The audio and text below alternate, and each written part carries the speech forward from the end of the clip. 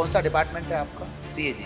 Promotion के कितने promotion सालों में होता है? पहला प्रमोशन तो नॉर्मली 4 साल में ही है। जो इस समय सबसे ज़्यादा हाइलाइटेड है, उसका नाम है डबल यू। मैंने देखा कब नॉर्मली 7-8 टीचर थे, फिर एक सर आपका फिर आया। सुबह 2 घंटे डबल यू का नोटिफिकेशन आया, उसमें 2 कैडर थे। सर नोटिफिकेशन में ना 3 पोस्ट आई हैं डबल, फिर मैं हाँ आपकी का फैन हो गया। मतलब ड्रीम होता है बच्चों का income tax, custom, GST, CBI में जाना। मैंने खास करके मेंस के लिए तो खैर आप ही की सारी पूरी प्लेलिस्ट देखी।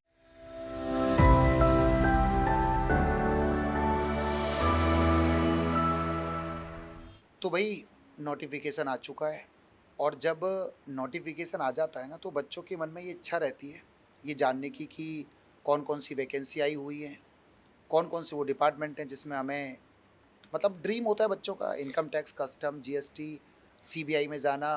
और हाँ, लगभग काफ़ी समय के बाद एक वैकेंसी जो इस समय सबसे ज़्यादा हाईलाइटेड है, उसका नाम है डबल यू। और डबल यू की वैकेंसी एक ऐसी वैकेंसी है, एक ऐसी पोस्ट है जो पहले यूपीएससी से फिल होती थी, उसके बाद एसएससी के थ्रू इसमें मतलब वैकेंसी भरी जाने लगी। इस बार लगभग लगभग 1100 के आसपास वैकेंसी है। तो क्यों ना हम इसके बारे में खुद एक ऐसे बच्चे से जानें जो खुद ही डबल ए हो। तो मेरा पढ़ाया हुआ एक बच्चा आज मैंने बुलाया है, आज हम उससे चर्चा करेंगे। तो स्वागत है हेमंत, थैंक क्या यू सर। हालचाल है? मैं सर बढ़िया हूँ। तो डबल ए जी, तो किस पोस्ट पर, मतलब कौन सा डिपार्टमेंट है आपका? सीएजी। अच्छा, सीएसई कैग में डबल ए। जी, तो आज हमारी जो चर्चा होगी वो हेमंत शर्मा से होगी। हेमंत शर्मा मुझसे पढ़े हैं और शायद लास्ट वैकेंसी जो डबल में आई थी एसएससी के थ्रू, उसी बैच के आप पढ़े हुए जी, हैं। तो क्या होता है डबल, बहुत सारे बच्चों के अंदर ये इच्छा होती है डबल के बारे में जानने की, तो आप बता सकते हैं इसके बारे में? जी सर। सर डबल एक तो पहले तो गजेटेड पोस्ट है, ओके ओके ओके। एसएससी के थ्रू नहीं तो मेरे हिसाब से ओनली गजटेड जो पोस्ट है वो सिर्फ एक ही है। सिर्फ डबल ए मतलब एसएससी सीजीएल के थ्रू जितने भी डिपार्टमेंट होते हैं उसमें सिर्फ only W he double A. Gazetted post है। जी, और इसके अंदर मतलब जॉब प्रोफाइल क्या होता है, क्या काम होता है, वो सारी चीज़ें हैं। इसमें ना सर जैसे इस बार के नोटिफिकेशन में मैंने देखा है, इसमें ऑडिट का अलग दिया हुआ है, अकाउंट्स का अलग दिया हुआ है। अकाउंट्स में डबल ए होते हैं, एक ऑडिट में भी डबल ए होते हैं। जैसे सीएजी ऑफिस मैन 2 ही काम करता है। एक अकाउंट्स का काम करता है, जैसे डिपार्टमेंट्स के अकाउंट्स जो आते हैं उनको प्रिपेयर करना, उसके बाद उनको उनका ऑडिट दूसरा डिपार्टमेंट, यानी कि हमारे ही सीएजी का 2 पार्ट है, एक अकाउंट्स का, एक ऑडिट का।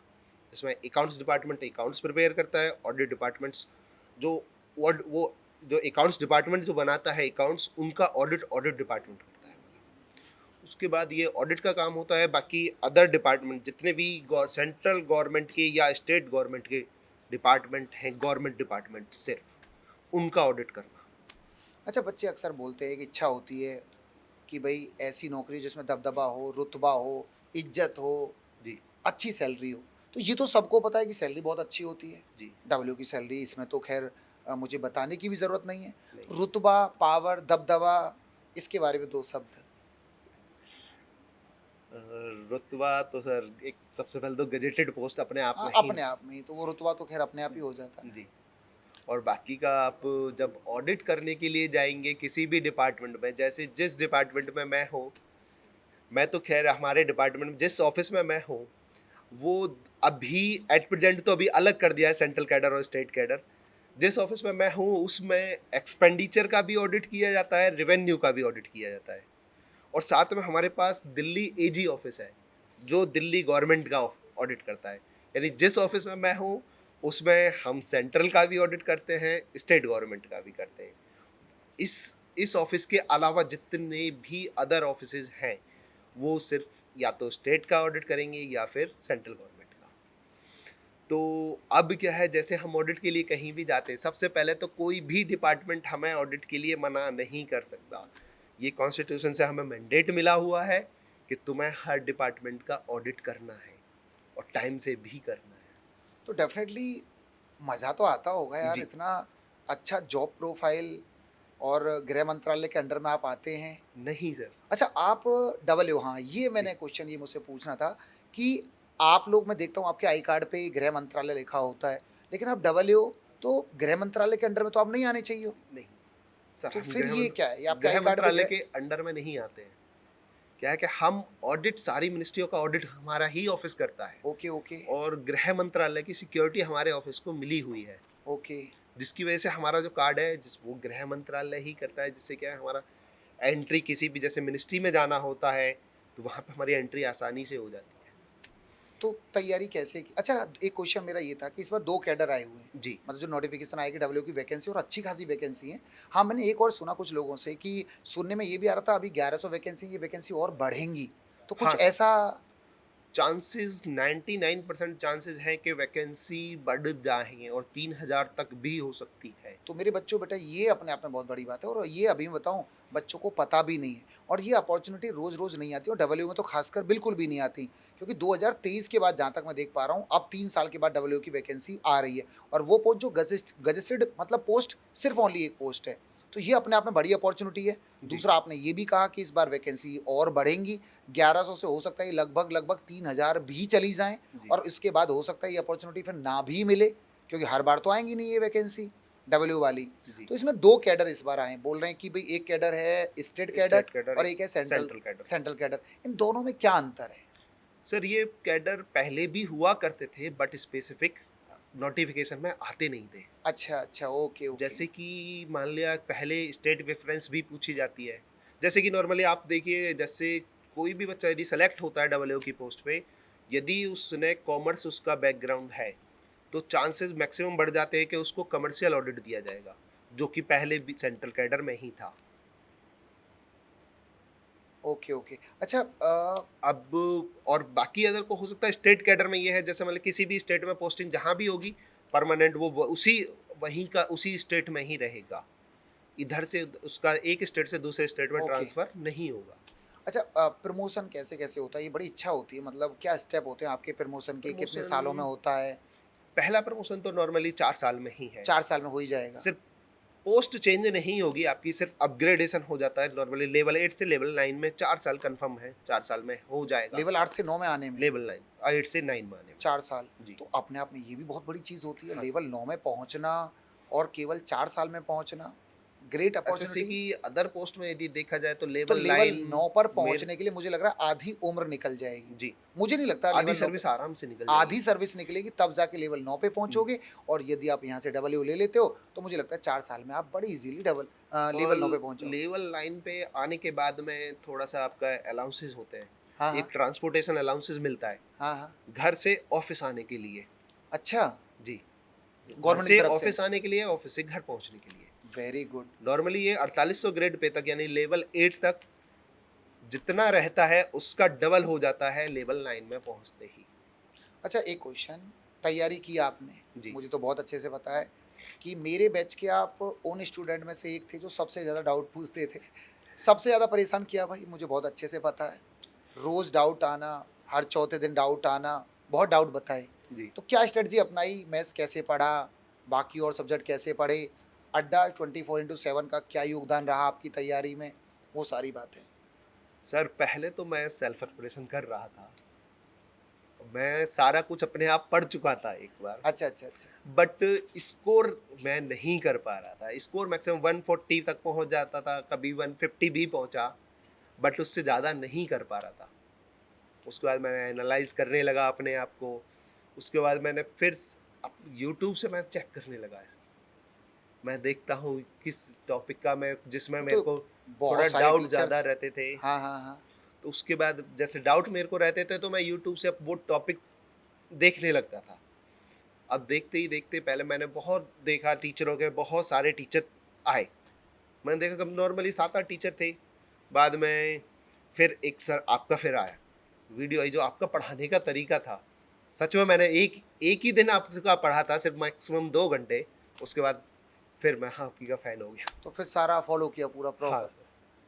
तो गणित में मेरे तो को मेरे आपने को मुझे याद है मैंने आपकी से पहले वीडियो मेंसुरेशन की देखी थी। Mensuration 3D। जी।